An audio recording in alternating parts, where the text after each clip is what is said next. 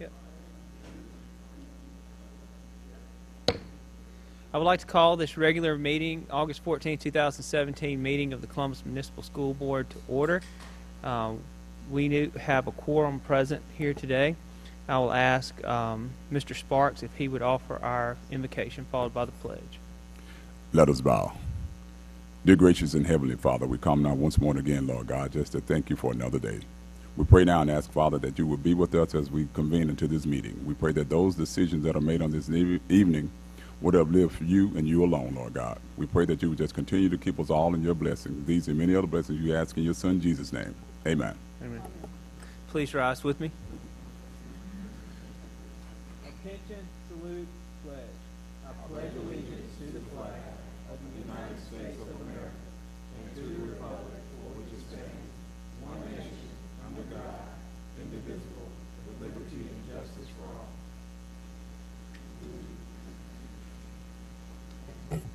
I want to thank everyone for being here this evening. Now we move to our next item on the agenda, which is item number 3, adoption of the agenda. Board, I need a motion for approval. So moved. Has been motioned by Ms. Verdell. Do I have a second? Second. Has been seconded by Mr. Sparks. Any discussion? Being no discussion, all in favor, please signify with your right hand. It is unanimous. Now we go to item number 4, school board minutes and information.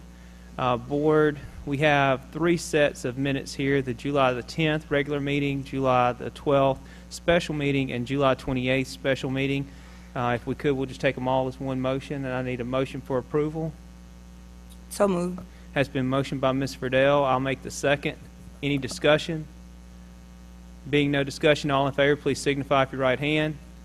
It is unanimous. Now we go to item B under section 4, which is trustees travel and discussion. I don't believe that we have any travel at this time, so we'll move to our next item, which is for information only, but just allow Dr. Hickman to make some comments about item C, which is the master lease program and bus update. Dr. Hickman. Yes, Mr. Shannon, if you can please update us.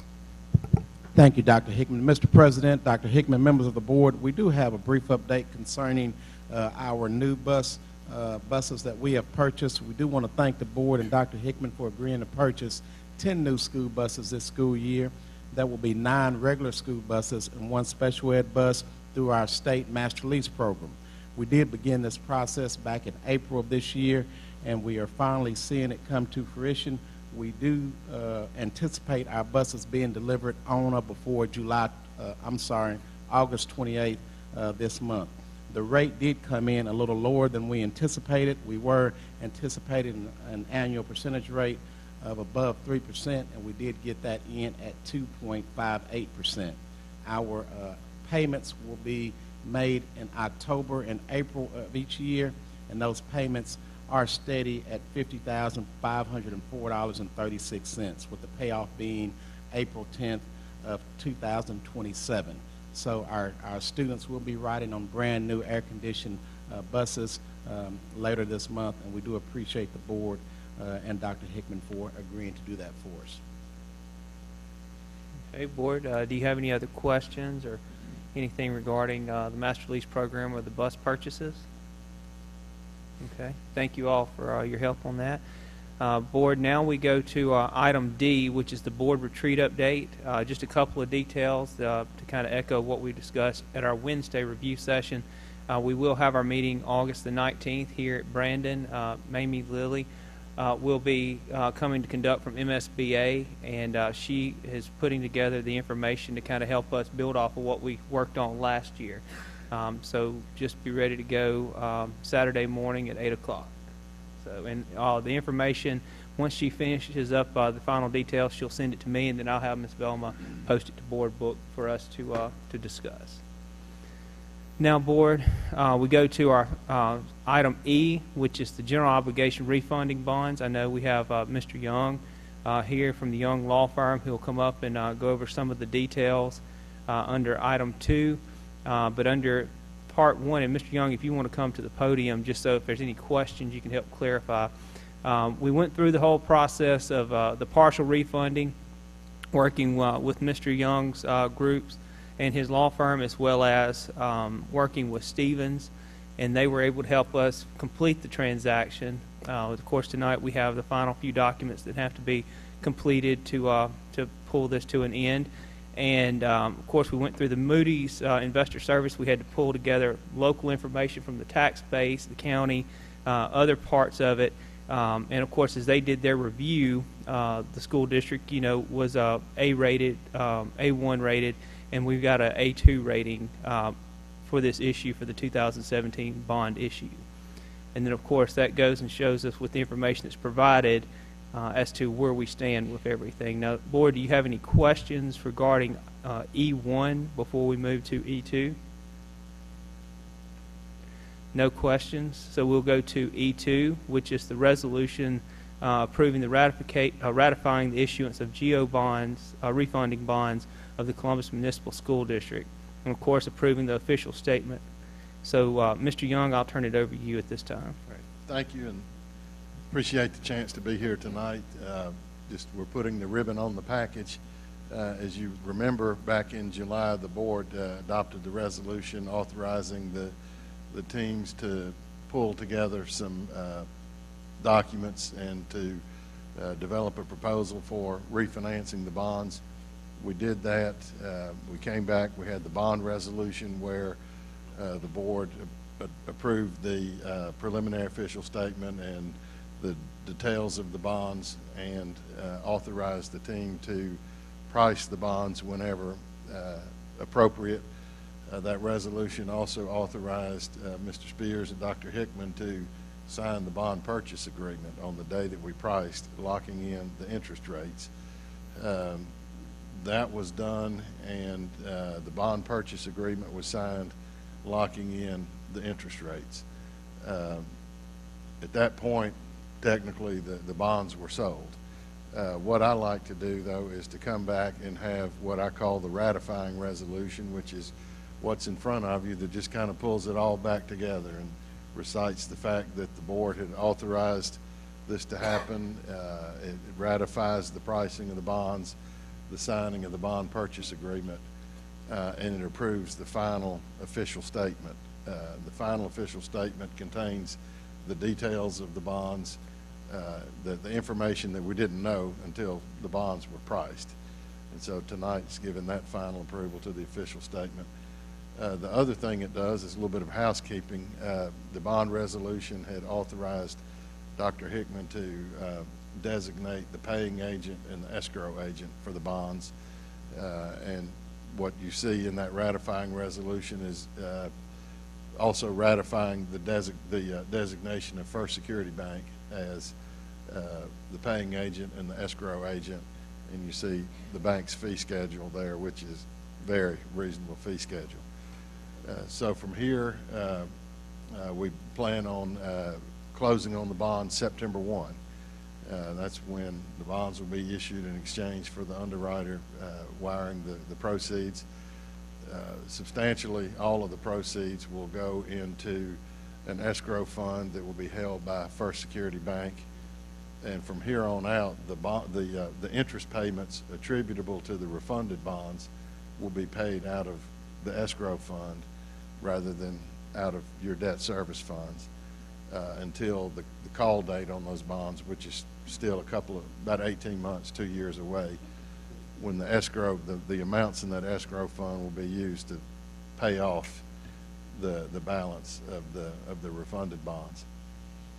So that's where we go from here. I'll have some closing documents for you to sign in the next couple of weeks, but as I told Mr. Spears, the heavy lifting is over now. I guess the last point that I would like to make, and the one of which I'm most proud, is if you remember when I was here the first time, I mentioned that not only do we want to have savings, that's a good thing, but if we could get a twofer out of the process and get some other benefit, then I feel like it's a much more worthwhile endeavor.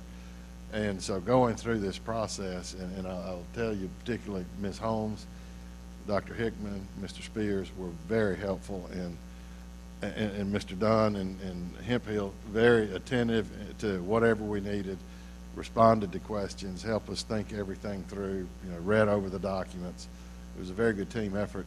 And what I'm really proud of is that in going through that process, we've been able to smooth out the debt service payments over the remainder of your bonds, smooth out the mills that will be required to pay them. I think Ms. Holmes has identified some we were able to rework the debt service fund so that not only are we smoothing out the mills, but actually paying for the debt is going to be a good bit easier now. So I'm thankful for the savings, but I'm really thankful for that second part. Thank you, Mr. Young. And just to kind of put face with the numbers, I think our gross savings was around $365,000. Our net present savings, which is kind of what we actualized for what we saved, was about $316,000, I believe. Well, the actual savings will be the $365,000. Okay, $365,000. For state law purposes, we have to take the present value of Sure. that and make sure that that present value is at least 2%. Okay. And we're well over that. Okay, so we were well over that. Of course, as we talked about, we were able to keep the same bookend as far as when the debt's paid off in 2024, and we were able to kind of regulate our schedule to be a lot better as far as payoff. And the third benefit to it is that we were able to adjust our local mills to where everything is fully funded between now and through that time, as long as the mill stays production-wise, which we don't ask for mills, we just kind of monitor what the production is about where it's at now or higher through that period of time, and the operations, of course, is set accordingly. So thank you and your organization for helping us through this and guiding us to this point. Board, do you have any other questions for Mr. Young? Comments or anything for? None? All right. Thank you. Well, we will move to E, number 2. Yes, thank you, Mr. Young. We will move to E2. We have 2 different documents. The ratifying resolution, we'll make 2 separate records in the minutes. I need a motion to approve the ratifying resolution. So moved. Has been motioned by Mr. Sparks. Do I have a second? Second. Has been seconded by Dr. Shoemake. Any discussion? Being no discussion, all in favor, please signify with your right hand. It is unanimous. Now we go to the final document under E2, which is the Exhibit C, a ratifying resolution, the official statement. I need a motion for approval. So moved. Has been motioned by Mr. Sparks. I'll make the second. Any discussion? Being no discussion, all in favor, please signify with your right hand. It is unanimous. Thank you very much, Mr. Young. Now we move to the next item, which is item number 5, the consent agenda. We have several different items listed here. The policy review, which is listed JCBA. Then we have dates to remember for academics. Then we have athletics dates to remember, different sports. And then we have our upcoming board meetings, which we talked about earlier, our retreat coming up August the 19th. Then we have our September the 6th review session, which will be held at McKellar at 11:30 a.m. And then September 11th, we'll be here on Monday evening at 6 p.m. for our regular meeting in September. Then we have student transfers, item D, which is the CMSD English Learner Plan. Then we have our consideration to approve the Mississippi University for Women and Columbus Municipal School District agreement for usage of our baseball facilities. Then we have the purchase of vehicle that the city is selling to us for $1 for our SRO use here in the district. Then we have the approval of the middle school football schedule. And then lastly, H, which is the agreement between Franklin Academy and the Mississippi Food Network Backpack Program. So, Board, I need a motion for approval of the consent agenda. So moved. Has been motioned by Ms. Friedel. Do I have a second? Second. Has been seconded by Dr. Shoemake. Any discussion? Being no discussion, all in favor, please signify with your right hand. It is unanimous. Mr. Spears. Yes. I do want to thank the mayor and the city council for donating a car for us to be able to have for security purposes for our officers. So I just want to publicly thank the mayor and the city council for that. Yes, thank you very much for doing that, and also Dr. Hickman for reaching out to them as we were going through our budget and identifying deficiencies and taking the lead on working with that to make it happen. And we greatly appreciate that support from the city. Now we go to our item number 6A, which is open forum. First, we have our presentation, Columbus High School SMART program presentation, and I will turn it over to Dr. Hickman. Ms. Cargile, if you want to come up, and Ms. Pounders. Yay.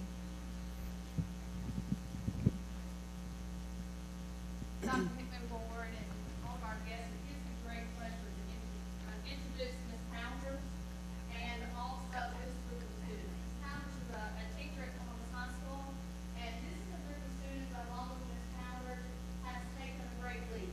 They are no longer just scientists within their classroom. They have moved beyond the classroom and those boundaries, and they are actually doing experiments and research that is going to not only impact the skills that they're learning, but also allows them to look at their immediate environment. And so I told them I wouldn't give you too much information because I want to share the exciting adventure they had this summer. I wanted to be able to share with you the experience that we had at the University of Maine this summer at the SMART Institute, and also the goals that the students have set for our program for this year. So SMART stands for Stormwater Management and Research Team, and this is our team, and this is David Alvarez, Winter Brooks, I'm Deborah Pounders, this is Hunter Brooks, Amaya Porter, Tori Savers, and joining our team this year will be Mr. Andy Nation. He's in the front, and he's going to help us a lot with our technology. And this program began with one chemistry teacher at a high school in Maine who wanted his students engaged in STEM fields, and he got the idea of teaching his class based on water quality. And the program went so well that it is now expanded to 9 states, and it is sponsored by the National Science Foundation.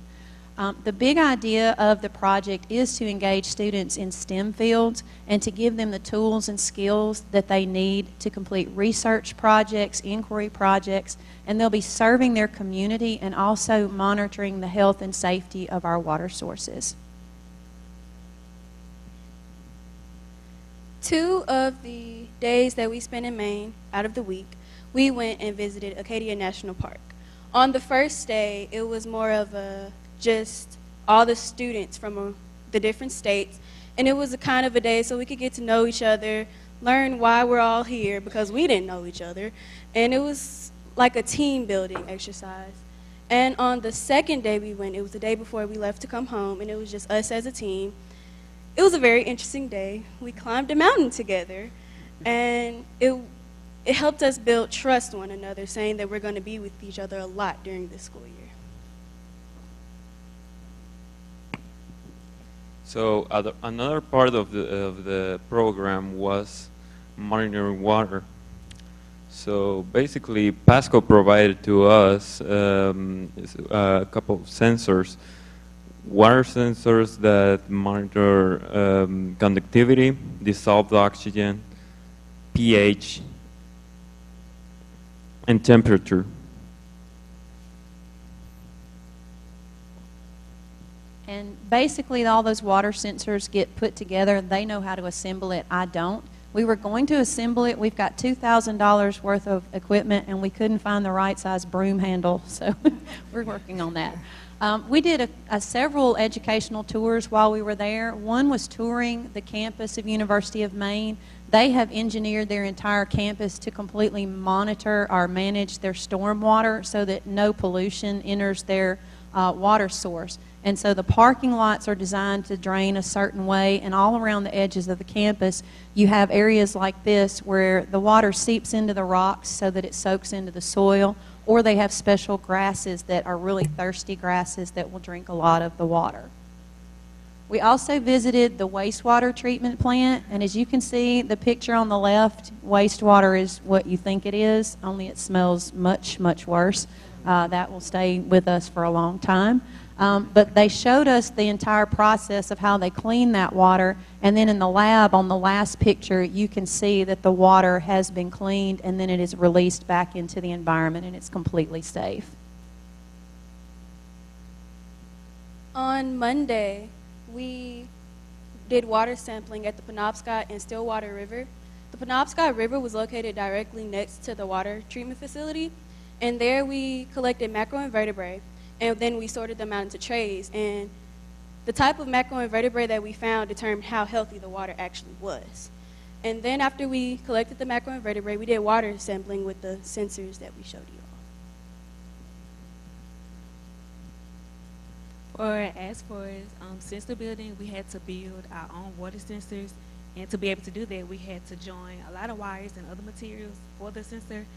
And one important thing we learned was how to solder, which is when you use heat to bond materials like wire and metal fillers. So that was very interesting. Like, it can get up to 300 degrees. So that's the minimum to melt metal. So, yeah.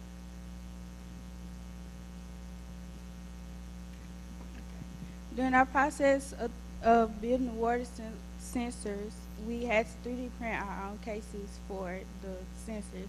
And during the process, we had to design our own on the computer, and then we had to get them approved by our mentors. And once they were approved by our mentors, we went upstairs to watch it as it printed, and it took about 10-15 minutes at the most. That was small objects, so they didn't take long. And some of our sensors worked, some of them didn't, but that was part of engineering, so we didn't worry much about that. While they were 3D printing, Tori and I got to go on a tour of the Composite materials facility at the University of Maine. They have graduate students that are working with industry in developing very strong but lightweight materials. Two of the things that stood out for us, I'm not sure if you know how large wind turbines are, but the blades on the wind turbines are huge. And being near the ocean, they're putting a lot of wind turbines out in the ocean, and the blades have to be able to do this with the wind and the water. So they're developing the really lightweight materials there. Another engineering project they showed us was the really lightweight materials that they use to line military tents. They're bulletproof, so it keeps our troops safe. Okay. On Monday, we did the testing for the water samples, and they got sent off for testing. And on Thursday, we were able to go to the lab on our own and do testing with E. coli. E. coli is something that you don't want in your water. And we during the process, we used UV lights to determine which samples had E. coli and which samples didn't, and to detect whether they did or not. If the sample turned blue or green color, then E. coli was present. And if it stayed clear, then E. coli was not present. Here is our final thing that we did at the Smart Institute, which is presentations. And we picked a topic that we enjoyed the whole week. Like, for instance, I picked macrovertebrates, which won first place out of the whole thing.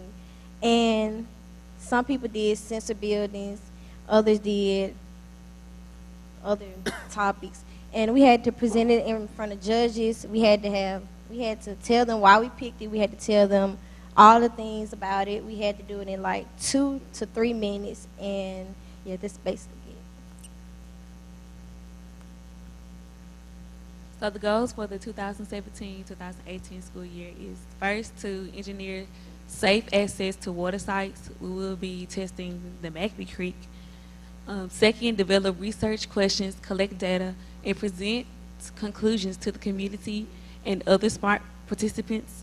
Third, test Macby Creek and Luxapalila Creek for changes after storm events and possible contaminants. Fourth, enter Stockholm Junior Water Prize in Science and Engineering Fair. For fifth, visit wastewater and drinking water facilities. And last, train students from other schools on how to use the water sensors.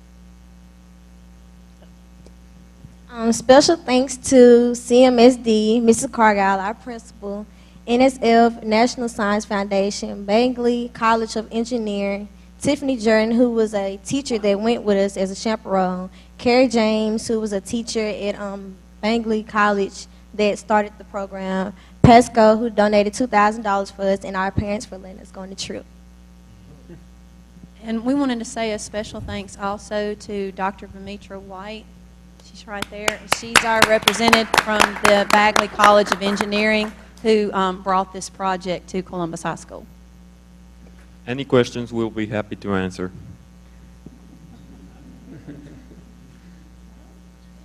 Mr. Smith? Well, I would like definitely thank them. I definitely thank you very much for your effort and time to go and not only spotlight a common problem that I think is going to help this community, but certainly your efforts in your educational endeavors will lead to big things. And I can see from this group right now, you're very committed, and that is very, very attractive to others within the district that I think will try to follow in your footsteps. So keep up the good work. Thank you.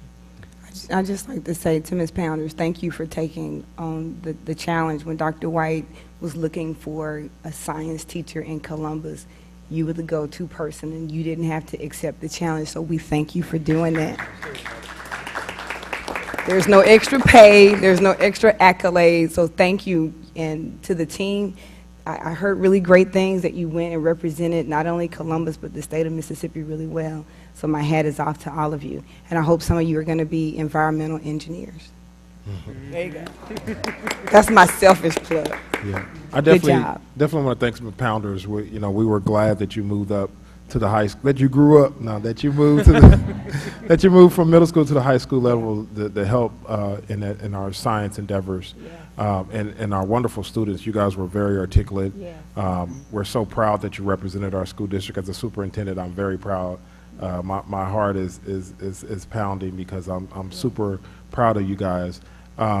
It's not easy to during the summer to instead of going on vacation in that sense that you're going to learn, but this will actually benefit you more in the future. And just like she said, environmental engineers and anything else that you guys learn, critical thinking and problem solving skills and how to apply it. So I am so proud of you guys. Good job. Thank you. Good job.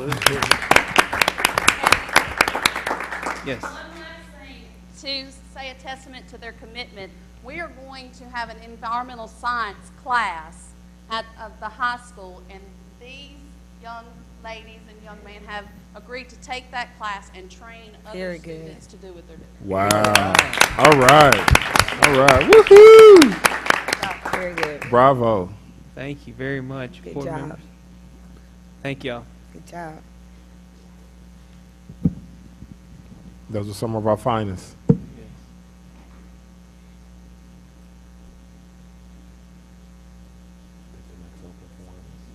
Very impressive.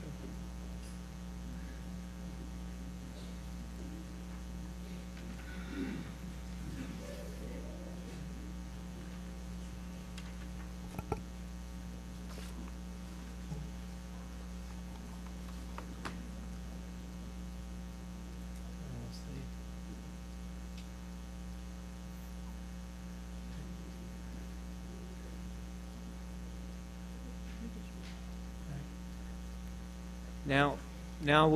Now, board, we move to item 6B, which is just a continuation of an open forum, which we have one person signed up for to speak before the board tonight for open forum, Mr. Billy Cunningham. The topic is uniform policy. Mr. Cunningham, if you would come to the mic, please, sir. Thank you for being here this evening. How's everyone? Doing well. My topic is the uniform policy. As it be, me and my wife, we is against this policy because of its insignificance as it relates to our children, education and ability to learn. A couple things. We just see it as a restraint for our children to learn and comprehend through a word based on perception, and images. Me and my wife had decided to enhance our children with self-worth with positive images and teachings of great African leaders and heroes. We want our children to identify to their race, which is African, And by doing this, we decided to buy clothing which represent just that. Be that as it may, the uniform can't replace the responsibility for parents to teach their children modest behavior. Yeah. In fact, from doing my research, I found the uniform system to be in more favor for parents rather than the child, due to the parents that I know, the materialistic consumption. Add that to the fact that the uniform system is only in districts in this city that makes up the most minority children. And in closing, from the ideology of the uniform system, it isn't going to help my children lessen achievements in school. Yeah. That's it. Thank you, Mr. Cunningham. And you know, the uniform policy has been enforced for a little while, but certainly your being here before the board tonight gives us the opportunity to, just like anything that comes before the board, just, you know, obviously go back and take a look at it and see the relevance of it as we, you know, continue to move forward and try to move this district forward. And certainly I know Dr. Hickman and his staff will work to evaluate it, and then of course as board members we can discuss it as well as deliberate on what might be something we could take up and consider. And thank you for being here tonight to convey your insights regarding. Can I ask a question? Yes, sir. When was the last polling did on the uniform system, as far as it, I mean, as far as the... Sure.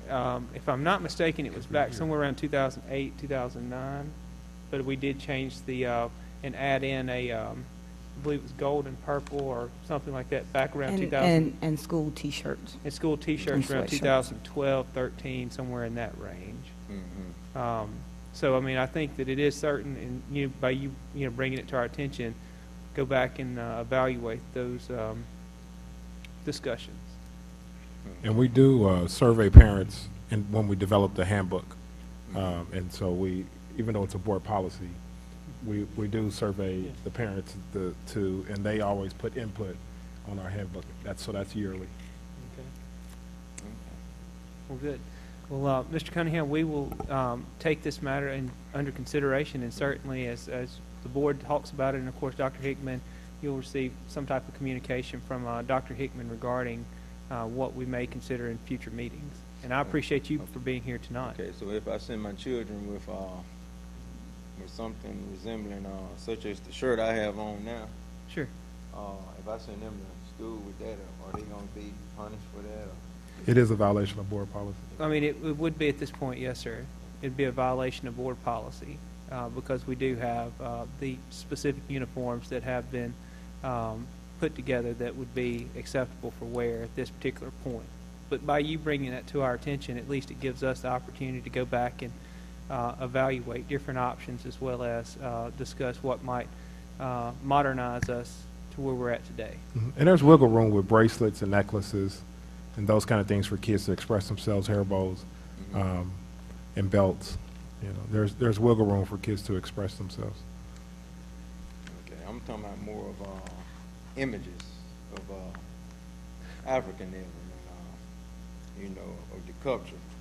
Yeah, if they had a necklace on with a face emblem of would it be punished for that? No, sir. The uniform policy specifically talks about shirt, socks, I believe, and then pants. Am I right, Ms. Lenore?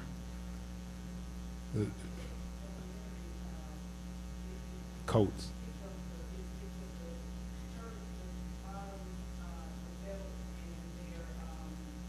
Coat, the coat Right. that they're supposed to. Right. So if they had a bracelet or if they had a necklace, as of right now, that's not a violation of No, sir. board policy? It's not. So what, I mean, wouldn't that be the same as a shirt or? No, sir. No, sir. Just no. not according to the language that's actually in the policy. No, sir. Which is it wouldn't be the same? The language is real specific, where it talks about shirts, coats, belts, and the bottoms. The pants or shorts. But wouldn't that fall under the First Amendment right for freedom of expression, ideology through T-shirts or whatever, whatever the policy may lie. We have to defer to our attorney on that. Okay. If you would like, I mean, you know, we'll certainly take this matter up and discuss it. But if you, we'll turn it over to Dr. Hickman, and then he can, you know, get with counsel and then maybe set up a meeting for you to come in and discuss more of your questions, and then that way we could come back to formulate a possible outcome from it. And I appreciate your being here, bringing this to our attention. Okay, you know how long that's gonna be for they get together with the council meeting and I have some answers?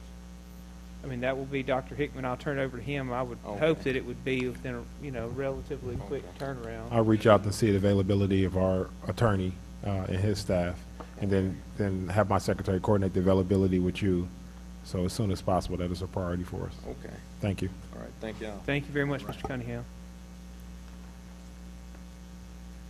Now, Board, we move to item number 7, which is the Office of Business Management. Ms. Tammy Holmes. We have tonight our financials, consideration to approve our financials, which we have fund balance report, cash balance, and budget status, which is 7A1, A, B, and C. Then we have number 2, monthly combining financial statement.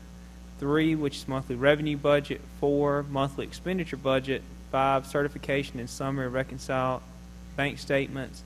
And 6, which is our monthly ad valorem tax collection. So, Board, I need a motion for approval. So moved. Has been motioned by Mr. Sparks. Do I have a second? Second. Has been seconded by Dr. Shoemake. Any discussion? Being no discussion, all in favor, please signify with your right hand. It is unanimous. Now we move to the athletic events report. Board, is there any questions regarding the athletic events report? Now we move to number 8, which is consideration to approve fixed asset disposal. I need a motion for approval. So moved. Has been motioned by Ms. Verdell. Do I have a second? Second. It's been seconded by Dr. Shoemake. Any discussion? Being no discussion, all in favor, please signify with your right hand. It is unanimous. Now we go to the claims docket. Board, I need a motion for approval of tonight's claims docket. So moved. Has been motioned by Ms. Verdell. I'll make the second. Discussion. I think there's one item, Dr. Hickman or Ms. Holmes. A question that was posed regarding a item listed on tonight's docket.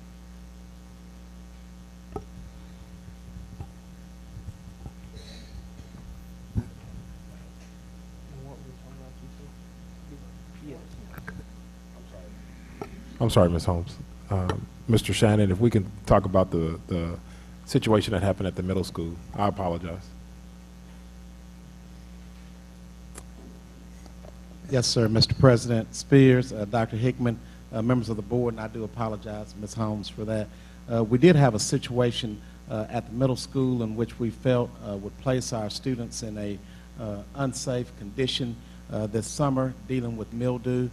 So we did have that immediately professionally cleaned by Service Master, which is one of the charges that you see on there, and they did go through all of the necessary steps to make sure our students and teachers return to a very safe environment. We did not see anything that would cause any immediate harm, but you always veer on the side of safety when you're dealing with students and the most precious human resource that we have, or resource that we have, which is our students.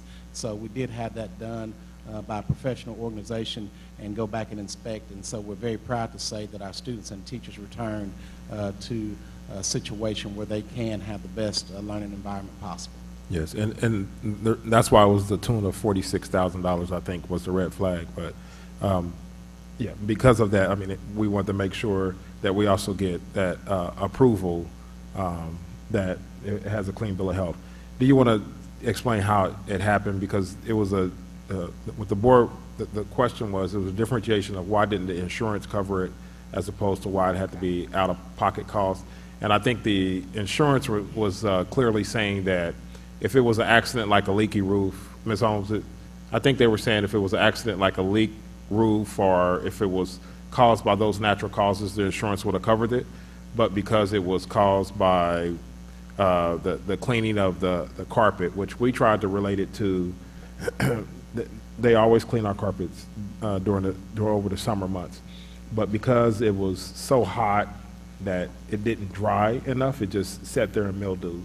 And so the insurance kind of backed away from that aspect of it. But we still felt that it was pertinent that it needs to be cleaned. The other thing is that Mr. Shannon kind of took that group and evaluate to make sure that we prevent this from happening in the future.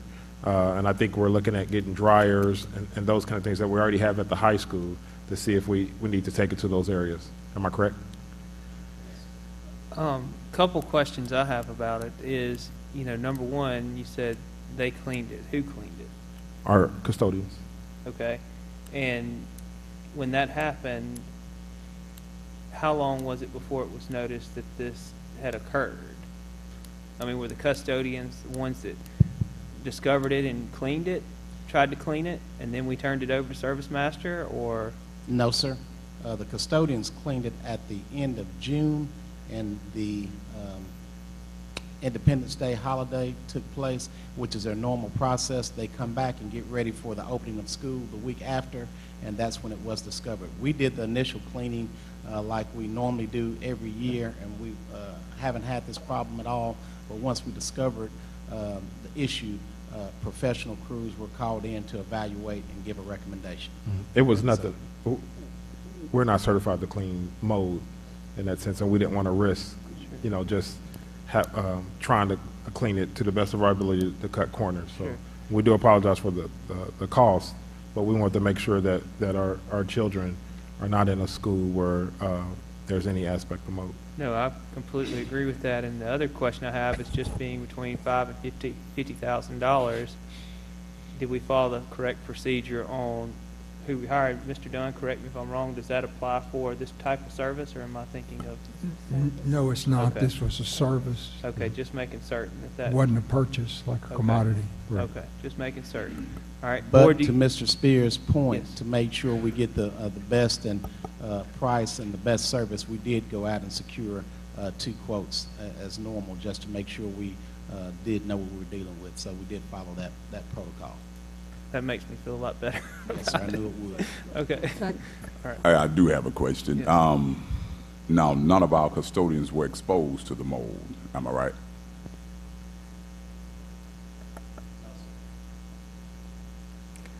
I have a question, Mrs. Shannon. So as we go forward, what process will we use? Will we try to only clean the carpet when the weather is not so hot so it doesn't cause the same types of conditions, or are we just going to have it professionally cleaned? If I can, I'd like to go back to Mr. Sparks' question. I did answer that incorrectly. Mold is present in every building, everywhere to different levels, so everyone is exposed to mold at some point. But for the result of what happened at the middle school, they were not. To answer your question, our staff, our custodial staff, have been trained with the proper equipment when the middle school was built. That company came in, we bought the machines, and we've never had this problem before, but we do think it was a combination of the carpet cleaning, the air conditioner units being turned off at a certain time, and the extreme heat that we had this summer season. So as we continue to move about through next year, we will plan to make sure that we have adequate ventilation, not saying there was not adequate ventilation, but taking all those precautionary measures to ensure that it does not happen again, and going in, checking every 12 to 18 hours to visit those classrooms to make sure we don't see any initial growth. All right, thank you. Thank you very much. Board, do you have any other? No, I did want to congratulate them, though, on the procedure of double checking when they came back from the holidays, and didn't just say that the carpet is damp, but they took it further to see if there was something there that's detrimental to our students, instead of just passing it up. Absolutely, and thank you all for doing that. And board, is there any other questions regarding anything on the docket? I need a motion for approval, please. You have. Oh, yeah, it's motion and second, excuse me. All in favor, please signify with your right hand. It is unanimous. Now we go to item C, which is the fiscal year 18 budget. Board, we've had a good amount of time to look over the budget and take in all the different planning strategies that have been implemented for the upcoming school year. The only thing that I would like to ask before we take it up is, I know that we were given additional federal funds that were restored that were not part of our June meeting with the public.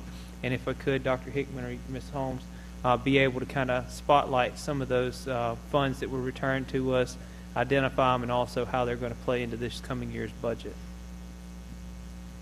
Mr. President, Dr. Hickman, members of the Board of Trustees, we're excited to announce that Columbus was initially only awarded in the preliminary allocation for Title I Part A $1.9 million, but the final FY18 allocation for Part A Title I funds came in at $3.3 million.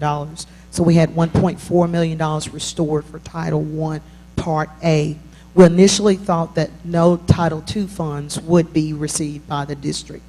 However, we are excited to announce that $408,000 approximately has been awarded for Title II Part A final FY18 allocation.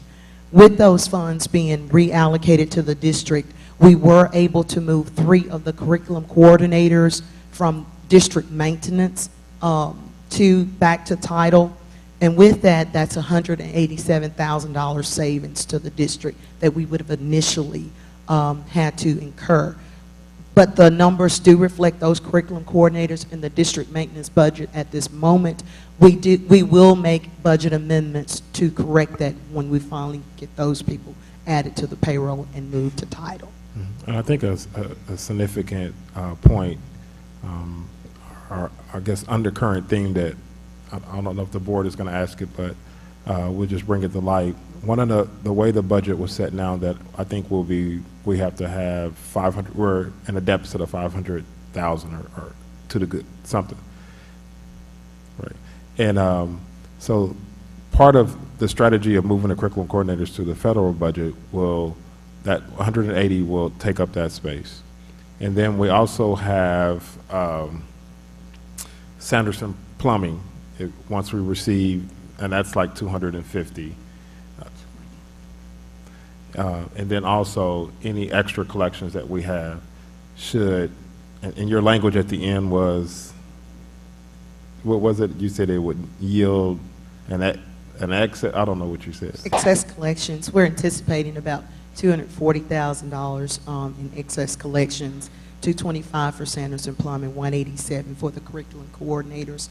So with that, we're looking at $652,000 in quote-unquote savings, which will negate the deficit that's showing on the budget. And actually, with all things being even, we should see a positive variance there. Right, and the collection is preliminary right now, the excess collections. We are in the process of closing out FY17, so we will know those final numbers. Right, so that's preliminary. Then obviously we're still waiting on Sanderson Plumbing, but to a positive note, like you said, when we smooth out the payments, that we don't have to actually reach in the fund balance to balance the budget, that the budget would actually be balanced again this year. So just to recap, this budget, we will probably see an excess. We're balanced. We shouldn't have to take anything from fund balance. We fully funded paying the debt, have operations that are fully operational, and we refinanced our bonds to make everything good through 2024. I'm proud of that. And that's a joint effort between the administration and the board. Right. So I mean, everyone should be proud of the fact that again, we're able to balance the budget, but these extra things that we have in place, that we're good stewards of the money that we have, and we're good stewards to the community. I think it's a testament to our administration and our total administration. I agree. And so board, with the details of what we heard tonight as far as federal funds, and I'm certain if other things are given to us throughout the year, that those will be spotlighted for us at that time. But I need a motion to approve item C1, which is consideration to approve the fiscal year 18 budget. So moved. Has been motioned by Mr. Sparks. Do I have a second? Second. Has been seconded by Dr. Shoemake. Any discussion? Being no discussion, all in favor, please signify with your right hand. It is unanimous. Now we go to item number C2, which is consideration to approve 2017-18 ad valorem tax request. Just as you will probably see, is that our request is to where we have the mills to fully fund the debt and, of course, fund our operations, as we see that we're not going to have to dip into fund balance to do it. So, and there's no tax increase to make all that happen. So, Board, I need a motion for approval. So moved. Has been motioned by Mr. Sparks. I'll make the second. Any discussion? Being no discussion, all in favor, please signify with your right hand. It is unanimous. Lastly, under this section, we go to C3, which is consideration to approve FY18 ad valorem tax resolution. Board, I need a motion for approval. So moved. Has been motioned by Dr. Shoemake. I'll make the second. Any discussion? Being no discussion, all in favor, please signify with your right hand. It is unanimous. Now we go to the next item on the list, which is item number 8A, Superintendent, School Operations Superintendent Travel. Dr. Hickman. I was kind of proud. I was fortunate to be brought to Washington, D.C. By the National School Board Association to train 70 school board presidents from around the country on equity, technology, financial stewardship, and leadership within the school district. So I was the only one that actually I did a 4-hour workshop. You guys know I can talk, but it was actually hands-on, believe it or not. But did a 4-hour workshop for 70 school board presidents across the country, and I was fortunate enough to be identified by the National School Board Association to represent our school district in that endeavor. That's great. And I appreciate you taking time to do that and, represent our district. And thank you for that. And now, Dr. Hickman, we go to 8A, number 2, which is the consideration to approve better lesson personalized PD agreement. And if I understand correctly, this will be used by our curriculum coordinators. For our curriculum coordinators. Okay, Yes. Yes, okay. And so is there any other comments you'd like to make regarding it? No, I just think this is it's a good opportunity to have our curriculum coordinators be trained by someone outside because obviously we had to cut them down, but they have to figure out how to manage having 3 of them to be able to support an entire district with professional development. So this is definitely a good way. It's not the technology involved in it is that it's actually virtual, that they can actually talk with the coach. They go in and mentor, they do projects and get evaluated and still coach up and work in PLCs from across the country. So it's a good tool for them. Okay. And it's fairly inexpensive. That's right. And it's in the budget. It's in the budget. Okay. All right. So, Board, I need a motion for approval. So moved. Has been motioned by Dr. Shoemake. I'll make the second. Any discussion? Being no discussion, all in favor, please signify with your right hand. It is unanimous. Now Mr. Spears, I'd like to go back to number 1, the superintendent travel. I was trying to get in there before you move to the next one. Dr. Hickman, your presentation on equity and the other things that you presented, will you present that information to this board as well? Okay. Yes. I'm interested in what that consisted of. Okay. Thank you. And I think that was one of the things is that on these different trips, if there are information you bring back, to have Ms. Velma scan it into resources under that heading, No problem. where we see the lead forms as well. So just kind of attach them together into one file. And thank you for that, Ms. Friedel. Now we move to item 8B, which is recommendations. We have staff personnel. Board, I need a motion for approval of staff personnel. B1. So moved. It has been motioned by Ms. Friedel. Do I have a second? I'll make the second. Any discussion? Being no discussion, all in favor, please signify with your right hand. It is unanimous. Now we move to B2, which is consideration to approve revised salary schedule number 34. Dr. Hickman, would you like to give details? to it? Yes, Ms. Holmes.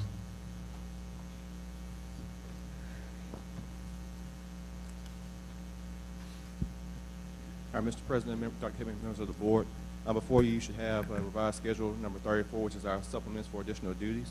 The change you will see, if you look at these, will be page 4 of the supplements, the language in red, where it says certified staff members driving trips 60 miles or less get paid $50 per trip. Also, you see language stating that certified staff members driving trips greater than 60 miles one way get paid 100 miles per trip. Then you'll see also below that, non-certified staff members driving trips will receive hourly rate of pay with applicable overtime if required. Those are the changes to the document. Okay. Dr. Hickman, I mean, as far as the adjustments that are being presented for consideration, are there any problems in the budget with making that adjustment? Okay. All right, so... Wait a minute, Mr. Spears, one Yes. question. Mr. Huntley, will you say that one more time, please? Sure. What was the first bracket? All right, the first one is stating that certified staff members that drive trips 60 miles or less one way will get paid $50 per trip. Okay, that's one. And then you The said second another. is for certified staff members. If they drive trips greater than 60 miles one way, they get paid $100 per trip. Okay, and there was a third. And then the third is for non-certified staff, so this is changing the category. Non-certified staff members driving trips will receive hourly rate of pay with applicable overtime if required. Okay, thank you. Okay. So, board, we have this item for consideration. I need a motion for approval. So moved. Has been motioned by Ms. Verdell. Do I have a second? Second. It's been seconded by Mr. Sparks. Any discussion? Being no discussion, all in favor, please signify with your right hand. It is unanimous. Now we go to item B3, consideration to approve updated 2017-18 supplements for additional duties. Dr. Hickman, would you like to comment? Yeah, and Mr. Huntley, if you want to add to that too. With this, Mr. President, Dr. Hickman, members of the board, you have a listing of updated listing of all of our individuals in the district who are receiving supplements for additional duties. The updates that we've made here are for some of our coaches, particularly. Well, let's see. We have changes with our middle school football programs for 8th grade and 7th grade. We have an additional assistant coach in both of those groupings. And we have a change to our middle school baseball program. We have a newly named head middle school baseball coach. And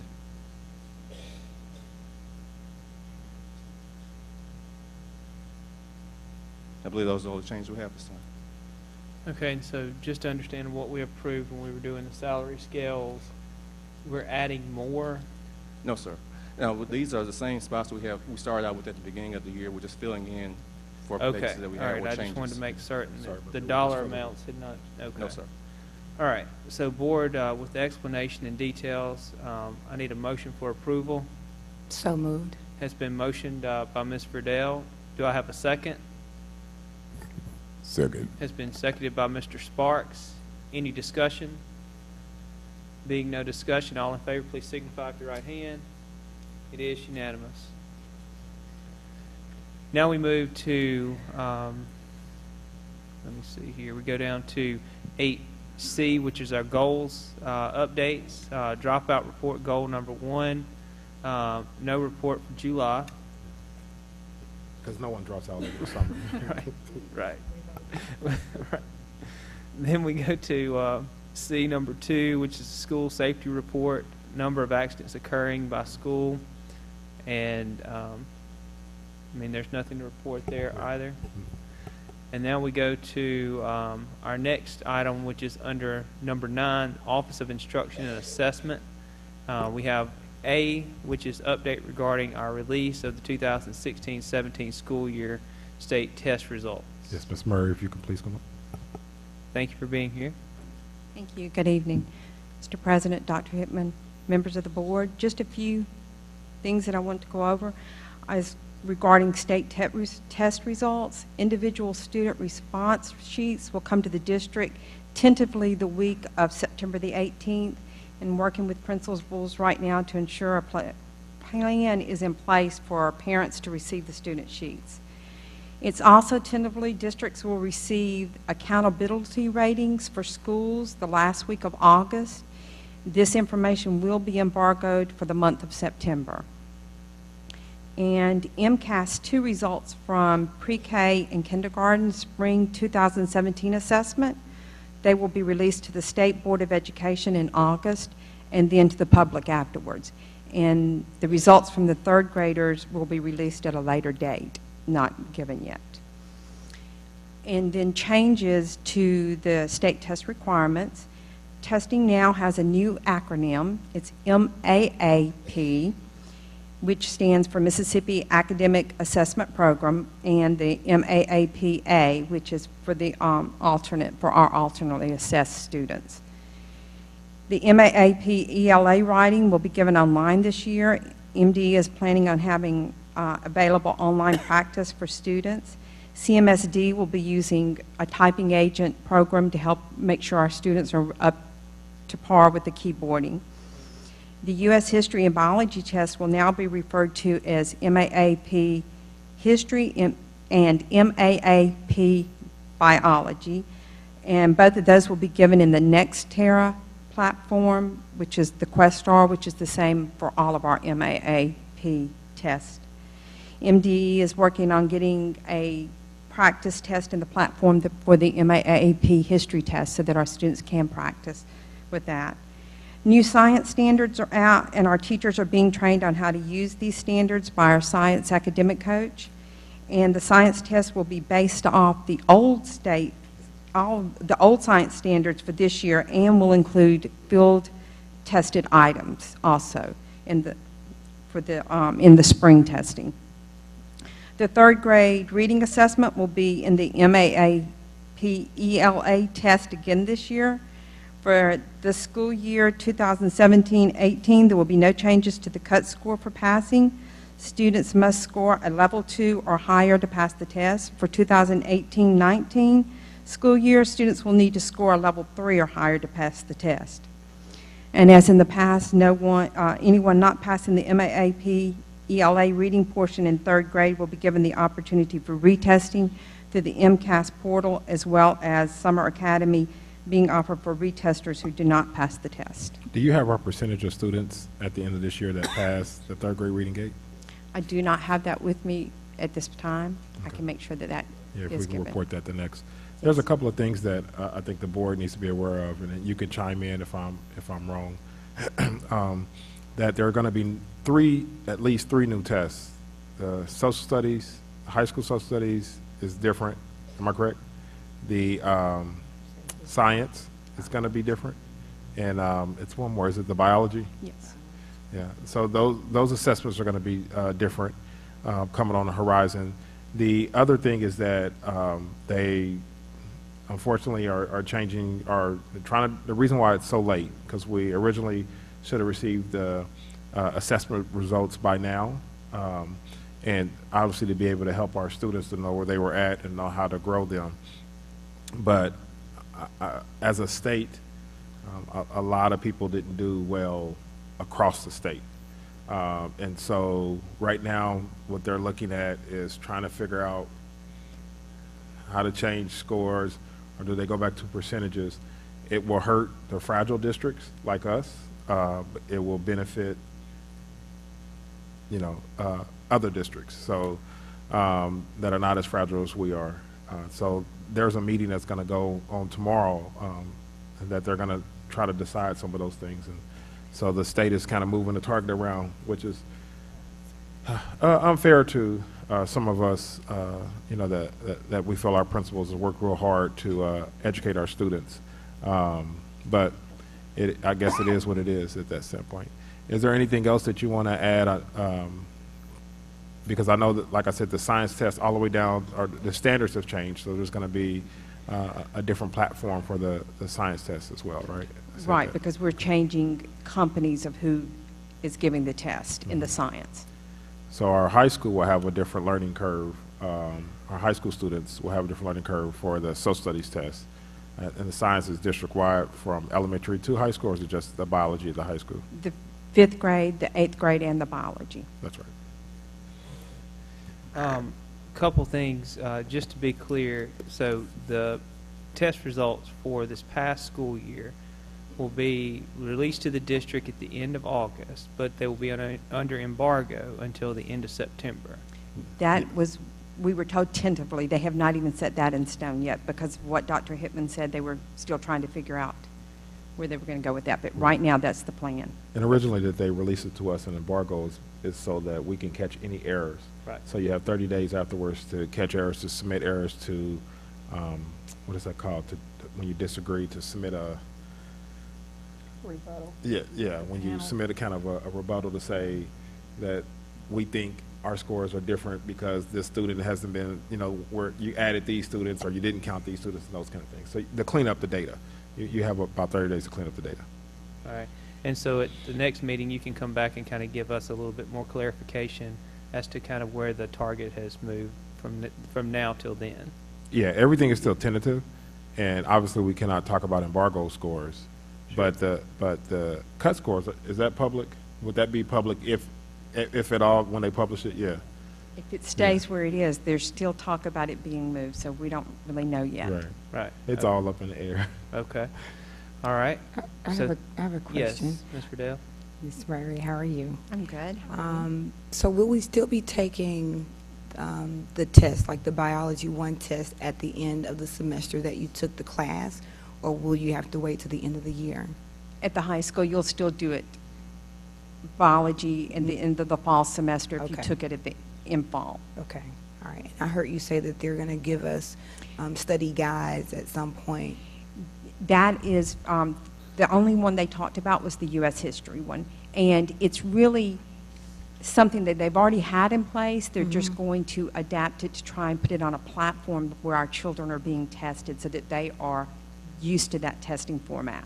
Okay. Because one of the things we felt with the ACT, that when we let our sophomores and our juniors and seniors take it this year, we felt that the one that they took online, that it actually was a hindrance to our students in a sense. And so this year we're going to take the paper and pencil, but obviously there's not an exact replica preparation for the online. But what they're doing for the statewide, they're going to take away from the specificity of people who are not that fluent, that haven't had devices in their hand for the long haul and haven't had devices at home for the long haul, and to use them correctly, because we still are getting out of the stage of point and click and gaming and just answering simple questions to what these assessments are. They're asking more, and you have to navigate and scroll back and forth and copy and paste and all those kind of things. So they're going to allow our students to have the, kind of a practice platform for the test.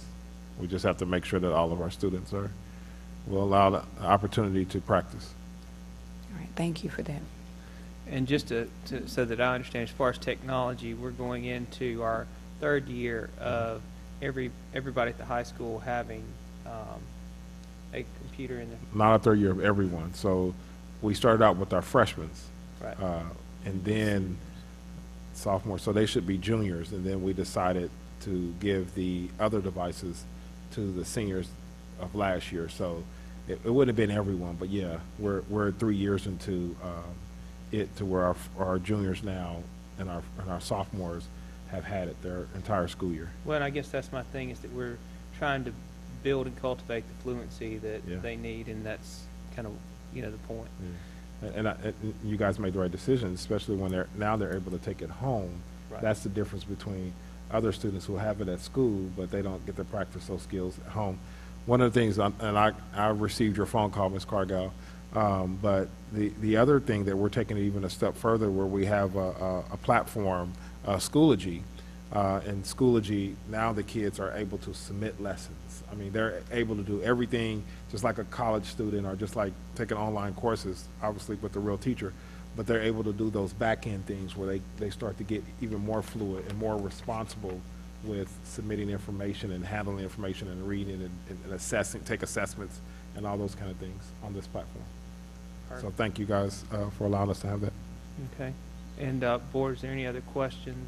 The last thing, Ms. Murray, I didn't hear any changes to the one test, so it's going to be the same. All right, thank you. Okay. Anyone else? Just one thing. Thank you very much. I was trying to take notes as quickly as I could. Is there anywhere where we have this information written down so I can wrap my head around when all these tests are going to take place? If you want to submit it on the email, and then I'll have Ms. Woodard. No big send it to the rush. board. Just it would be great. I'll send something to Dr. Hickman. Perfect. Thank you so much. Thank you. Thank you. Anyone else? All right, thank you very much for your presentation. Now we'll move to our next item on the agenda, which is item number 10, which is closed determination for executive session. Board, I need a motion for approval. So moved. Has been motioned by Ms. Friedel. All in favor, please signify with your right hand. It is unanimous. Thank everyone for being here. I'll be out shortly to make the announcement of the items we'll take up in executive session. Thank you.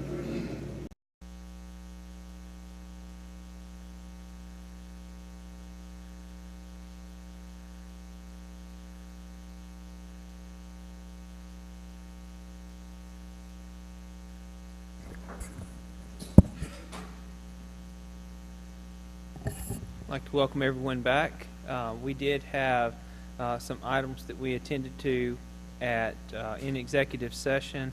We entered into executive session with Ms. Friedel making the motion, Mr. Sparks making the second, and it was a 4-0 vote to take up the items in executive session, which were our minutes, and one personnel item of consideration to approve. Then for the minutes, we had a motion by Ms. Friedel and a second by Mr. Sparks. That item passed 4-0 to approve the minutes for July the 10th and July the 28th. And then we had our, what was that? Okay. And then we had our approval of consideration to approve the hourly rate for the hearing officer at $170, I guess the details, $175 an hour, plus the state allowable amount for mileage reimbursement. And we did go ahead and confirm the time on August the 30th and August the 31st at 9 a.m. for the hearing to be conducted. And that motion was made by Ms. Friedel and Sparks, and then second by Dr. Shoemake, and it passed 4-0.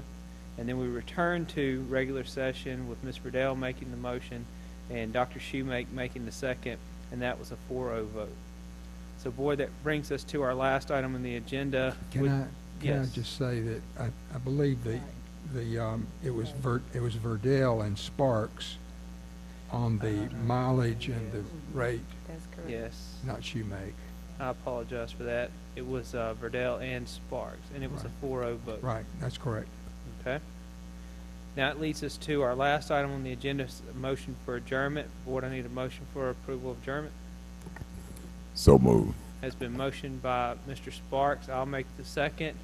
No discussion. No discussion. All in favor, please signify with your right hand. We are adjourned. All right. Thank you.